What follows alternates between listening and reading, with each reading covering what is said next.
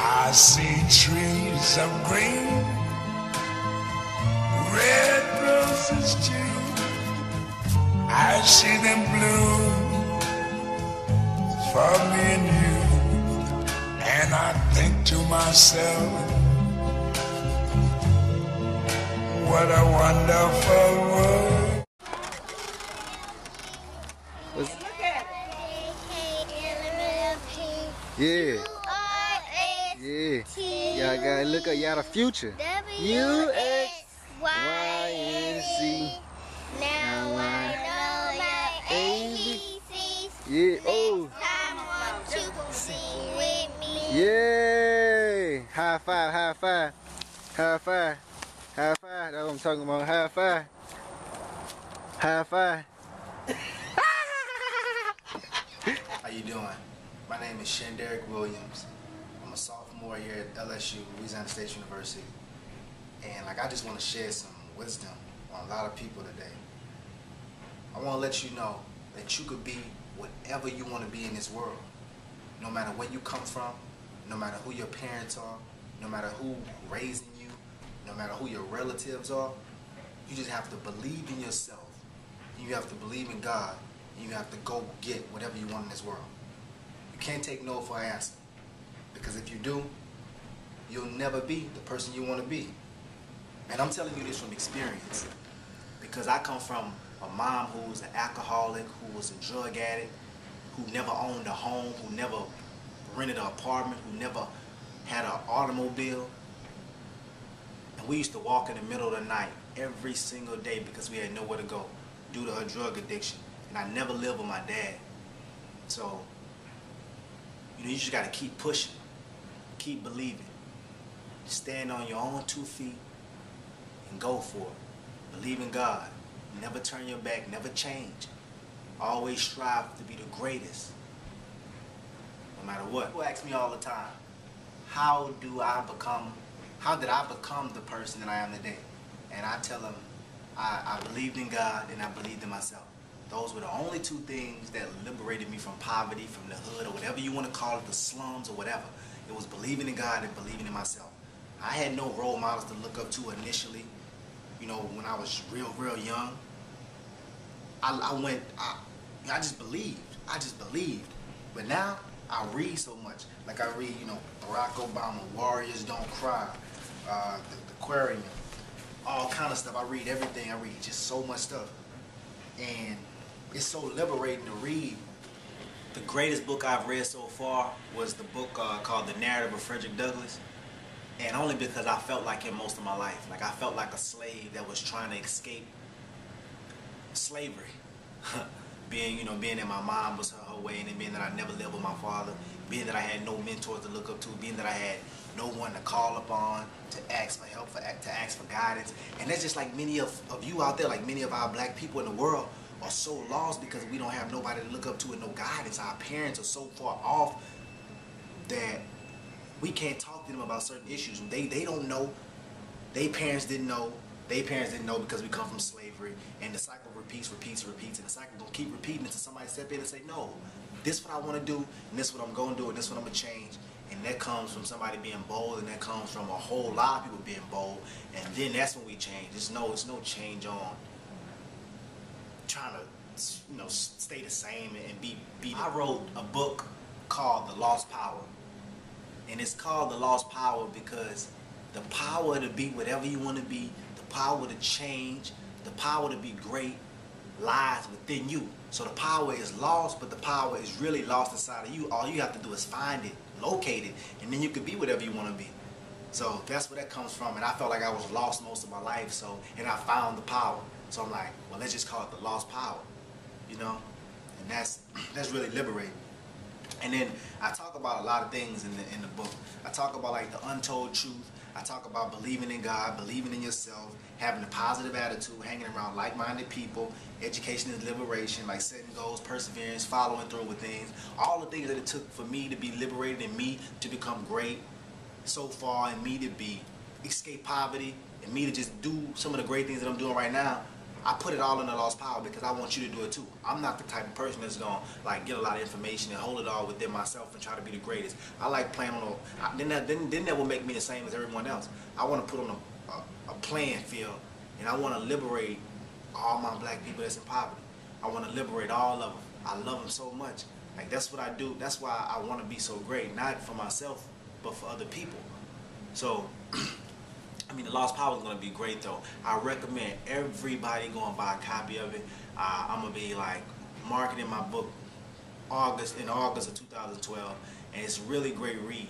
I mean, you will be really liberated by this book. Like, you would, man, this is a great book. A lot of people don't know my story at all because they see me smiling most of the time, and they never, nobody really never saw me sweat or put on, like, this negative attitude.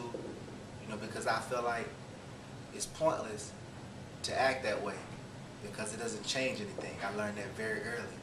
So a lot of people ask me, how did it feel growing up with a mom like my mom, and how did it make me look at the world? Well, growing up with a mom like my mom, it made me appreciate a lot of things more than the average person would appreciate it. You know, being that my mom never owned a house, never owned a car, never had a job since I knew her, went to jail like 3 or 4 times, was a drug addict, and by the way, she's still the exact same way today. Like as of right now, she still owns nothing. She's still drug addict. She's still alcoholic. You know, but the only thing, she hasn't been to jail in a while. But I love my mama dearly, and I see her every once in a while because it's hard for me to catch up to her. But one day I will catch up to her all the way. I mean, I'll buy some house or something. To get back on topic, it really made me. I mean, I hated. I think I hated life when I was young because I felt like, man, all the kids I go to school with every day, they have a home that they could go to and sleep at night. I used to get out of school in elementary school and just go to the park and go play ball. That's probably why I know how to dribble and play basketball so well. That's all I used to do. Play ball, play ball. I rarely did homework when I was young because I felt like school wasn't the most important thing in my life because nobody had told me that I could be liberated through school. It was just like a place to go to escape the pain that I felt being at home. And I tell you one thing, it's hard trying to smell good, you know, when you didn't necessarily take baths every day when you was a kid because you had no home to do it in, no water, no one would let you. So it'd be like, you know, once or twice every week you'll find a tub to, you know, to bathe in, or clothes rarely getting washed, and people coming to your school saying, where are your parents? And asking you, do you need to go to foster care, or just things like that. And I don't feel like any kid should have to, or any kid in America, being that, you know, this is the greatest country in the world, should have to put up with such things. And it made me feel like I wasn't important. It made me feel that I wasn't valued. It made me feel like a lost kid in a cold world.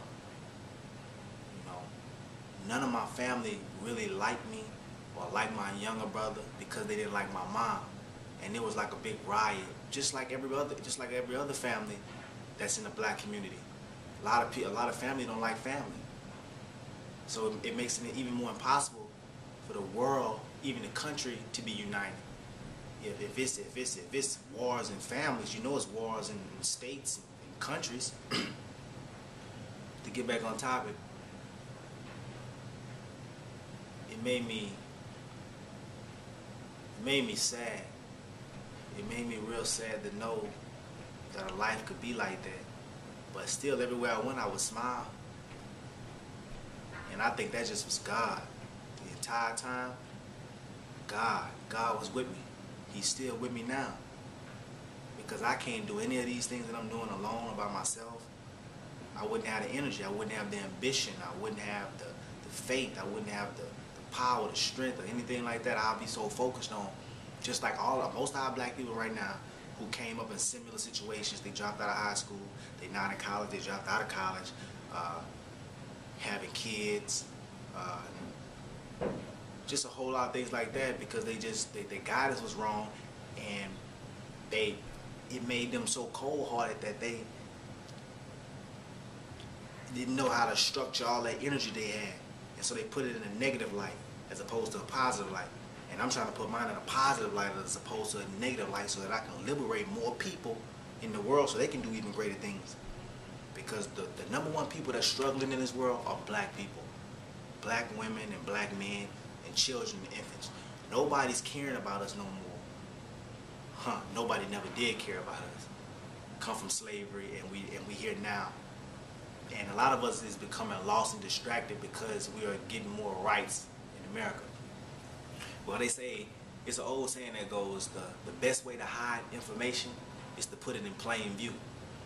You know, during the slavery times and during the era where we were becoming liberated from slavery, white people used to hide things not in plain view, and they used to like white only here, colored people here, and that just only made the colored people want to know, why is this white only?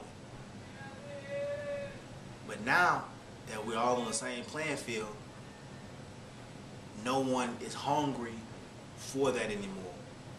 Like, they used to hide books they didn't want us to read. They didn't want us to understand things they understood. But now, being that there are libraries everywhere and the books everywhere, we like, okay, we don't need to read that. We don't want to know that. But the book, all the information lies within the book. I kid you not, like, I read all the time. And my mind becomes so elevated, and things become so clear to me that it's like, wow, why haven't I been reading? And so I want to get to a point where I'm reading like 10 books a week.